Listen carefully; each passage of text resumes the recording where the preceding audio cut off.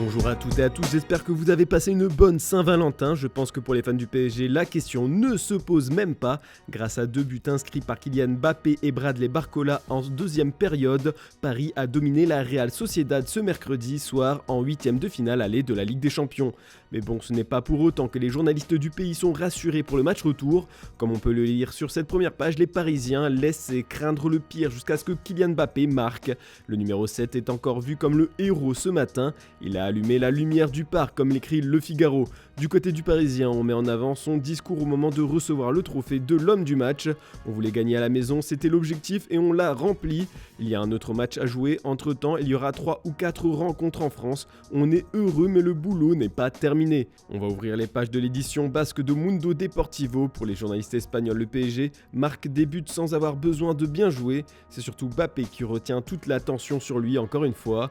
Sans forcer, il marque. Le journal AS fait aussi l'éloge du français. Mbappé est apparu pour rappeler aux fans de Saint-Sébastien que la Ligue des Champions est un autre monde, que des génies torpillent vos illusions sans pitié. Quelques apparitions éblouissantes du meilleur joueur de la planète ont rendu la rencontre très difficile pour les troupes d'Imanol. L'autre gros choc de la soirée est décortiqué par les médias italiens. Quelques jours après la déroute à Leverkusen, le Bayern Munich s'est incliné sur la pelouse de la Lazio 1-0. Incapable de forcer le verrou italien, le club allemand a été poussé à la faute par la formation italienne qui aura montré énormément de personnalité dans le jeu.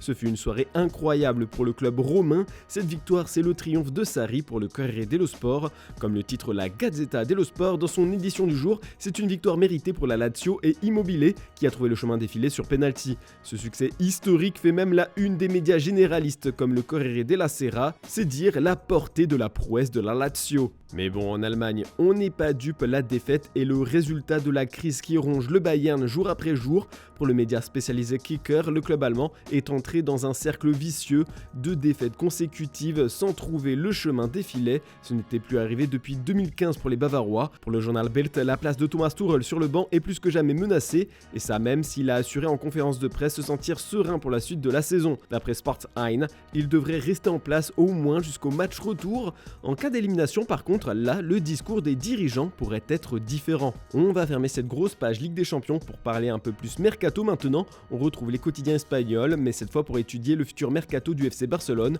À en croire les informations de Mundo Deportivo, le club catalan a déjà décidé quelles sont les 3 positions à renforcer cet été pour la saison prochaine. Les Blaugrana ont besoin d'un ailier gauche, d'un milieu de terrain physique et d'un arrière gauche. Les dirigeants ont déjà des favoris que l'on peut voir sur cette une: Martinelli, Onana et Alex Garcia. Mais bon, si vous êtes assidu à nos programmes, vous savez que le Barça ne roule pas sur l'or. Il va falloir vendre. D'après Sport, en cas de belle offre, les coulés sont prêts à vendre Frenkie de Jong, Araujo et Rafinha. Bon, du côté du Real Madrid, on a aussi pris une grosse décision. Comme on peut le lire dans AC Marca ce jeudi, Andrei Lunin a impressionné les dirigeants merengues grâce à sa belle prestation contre Leipzig mardi soir. Enclin à le laisser filer cet été, le board madrilène souhaite désormais lui proposer une prolongation de contrat. Le gardien ukrainien, qui voulait partir au prochain mercato pour trouver du temps de jeu, est maintenant enclin à rester. En Angleterre, plusieurs fans de foot ont dû être étonnés de voir Wayne Rooney partout dans les kiosques ce matin. Comme l'a révélé le Daily Mirror cette nuit, la légende Manchester United va se reconvertir comme boxeur pour arrondir ses fins de mois. Après une aventure difficile à Birmingham, l'ex-footballeur anglais ne compte donc pas rester au chômage et va faire parler ses points. Il a eu des entretiens préliminaires avec la promotion de boxe influente sur les réseaux sociaux Misfit.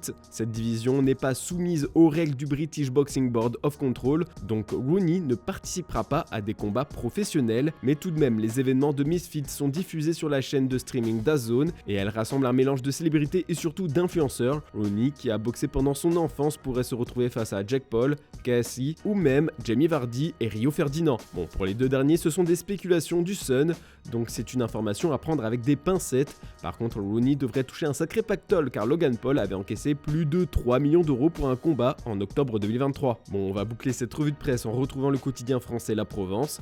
Après avoir parlé des résultats de la veille, on va voir ce que disent les journaux de l'Hexagone des affiches de ce soir. Un match retient surtout l'attention des journalistes, le choc Shakhtar OM.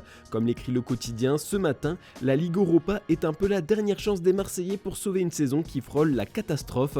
Pour rappel, l'OM est éliminé en Coupe de France et est complètement largué en Ligue 1. Les Olympiens doivent absolument se relancer ce soir pour reprendre confiance. C'est un peu une thérapie de coupe, comme s'amuse à le titrer le journal. L'équipe dans son son édition du jour écrit que c'est un barrage contre la déprime. On reste dans le thème. On peut y lire les propos de Gennaro Gattuso en conférence de presse. Les voici. Nous sommes dans une crise de résultats, mais pas vraiment dans une crise de jeu. Le Shakhtar a joué 8 matchs amicaux. C'est une équipe difficile à lire, avec beaucoup de très bons joueurs. On verra donc ce soir s'il a trouvé la solution tactique idéale. Voilà, c'est tout pour ce jeudi. On se retrouve demain matin pour une nouvelle revue de presse. N'oubliez pas le JT Foot Mercato en fin d'après-midi. Bonne journée à toutes et à tous.